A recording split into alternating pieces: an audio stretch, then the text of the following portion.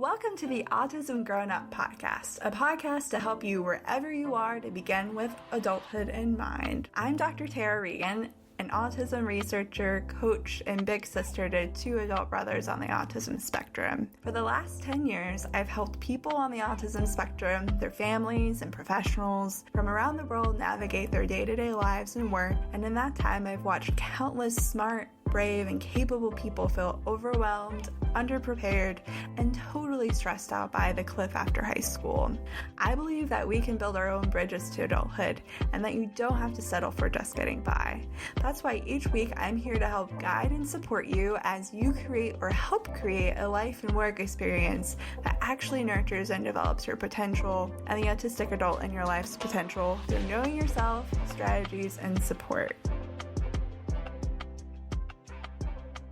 Thank you for listening. Today in episode 2, I'm sharing common challenges for autism parents in terms of getting the support they need or even realizing that they can ask for the various supports they need, the ways they can seek support, and how to determine exactly what you need as an autism parent.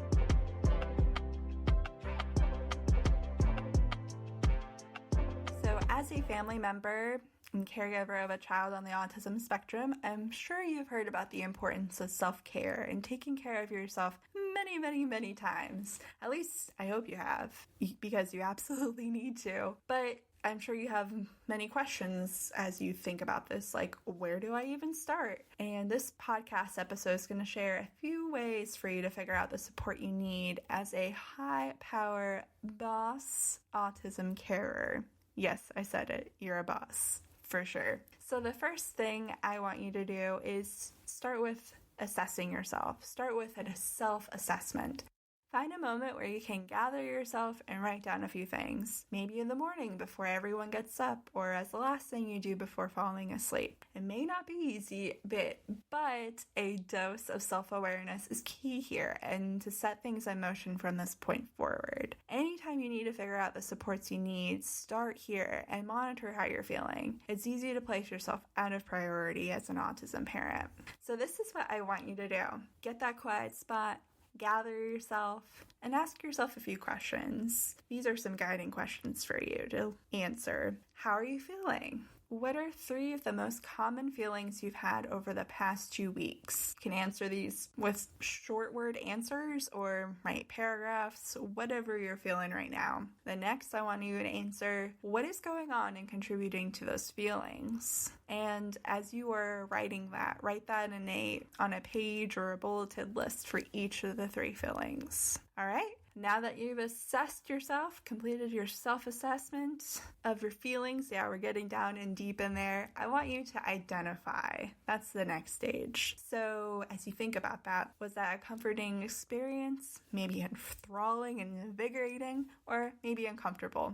Or maybe all of that, all of those things. And all of these thoughts, honestly, are totally okay. And they are signs that we are on the right track to figure out your next steps. This activity also will help you identify your current mindset, mood, and readiness for action. So as a side note, if you found that activity to be really helpful, you may want to consider journaling at least once a week if you really got into it. That's something I like to do in the morning, is just to sit down with my coffee and write what's going on in my mind, and it helps me also to get the to-do list on there and other things out the way. But back to it. Now we're going to identify your needs and prioritize them. So what I want you to do next for this next stage is to find another moment for yourself. You deserve it. Set the timer for 2 minutes and write down all of the things you've done in the past 2 weeks. For that first minute, start all the things you've enjoyed and circle the things you didn't enjoy. Rank the items that bring you stress. From there, we're going to plan. That's the next stage. From the previous activity, the identify stage, you identify tasks that you enjoy. And this is also a reminder of the positive things that are going on in your life, in addition to tasks you don't particularly enjoy. It's a hard word, particularly enjoy. Also think about the stressors. Then you ranked in order of stress level. So now what I want you to do in this plan stage is to think about ways you can make the things that are stressful less stressful? What supports would be helpful to make things less stressful? I'd recommend just selecting one and then working up to the three, even if they relate to each other, especially if they relate to each other. But if you're feeling like you can bring in all three right now and work on them, go for it. So as you think about ways to make them less stressful, here are some guiding questions for you to get creative and plan out ways to make them less stressful. In a perfect world, how would that task be less stressful? What are ways you can make it less stressful now? Who can help you? What technology can help you? What systems can you put in place to help? How can this be less stressful in a month, or even 6 months from now, or a year from now? Those are just a few questions for you to use. You can even, if you have any follow-up questions from there, go for it. Get in there, dig deeper. That's the goal of this particular section, because you know your stressors best and what's causing them. And then the next and final stage is to implement and monitor your supports. Because guess what? You made a plan. Hooray! You probably have a number of supports in place based on the previous stage to help you navigate this stressor. I recommend trying them out for at least 2 weeks and then modifying from there. Unless it's a minor tweak or adjustment, that's fine too. Either way, it's important to maintain consistency. That will be the driver of your results. So I'm going to give you an assignment here. I want you to get excited about any size milestone. Like seriously, as a parent, you know smaller milestones can mean a lot for your child. So I want you to celebrate those for yourself, because we tend to take ourselves very seriously, and I know you want to go for those large milestones, but baby steps are the way to get there, and I want you to celebrate those. And if the stress stays and the supports fall through, take it easy on yourself and try again. Modify as needed, just like as we do with our kids. And then this final to-do part, after your brilliantly executed plan has been in place for 2 weeks, or you can set a timeline for yourself that works for you, but I would recommend 2 weeks at least. As you do so, track your supports that are in place and your level of stress at whatever interval it works for you. Check yourself day by day, every other day, once a week, or even once at the end of those 2 weeks. And that's it. I bet you're going to find your stress quite a bit lessened, because even just thinking about our stress level and finding ways to support ourselves, we're going to see some results here. And of course, at the end of all of this, I just want you to celebrate that you did this. This is huge. Hooray! You did it. I believe in you. So whatever stage you are on, as you are listening to this podcast episode, I want you to share your plan in our Facebook community.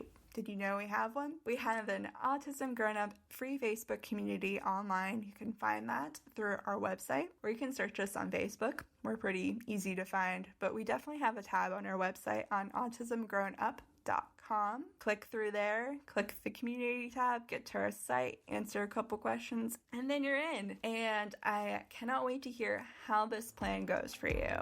I'll talk to you next time.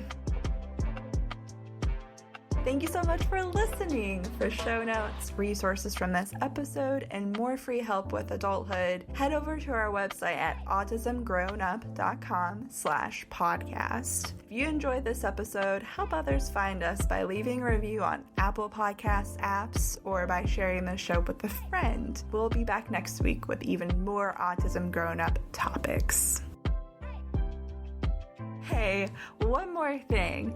Whether you are an autistic adult, family member, or professional, I've got some workshops, curated blog reading lists, downloadable tools, and many other resources to help you and the autistic adult in your life prepare and get a job, prepare for college, navigate the adult service system, and figure out adulting. These are all the things that I've found in my research and working with families and professionals that will help you succeed in adulthood. So if you are ready to create a successful adulthood experience, you can text the letters AGU to to 555-888 and you can get immediate access to our adulthood starter kits. Check this out. Share this with your friends. I would love to hear from you and what's helping, how you're using it, how's it going. You can also follow up with that same number again to get in contact with me. Again, if you text the letters A like autism, G like grown, and U like up to 555-888.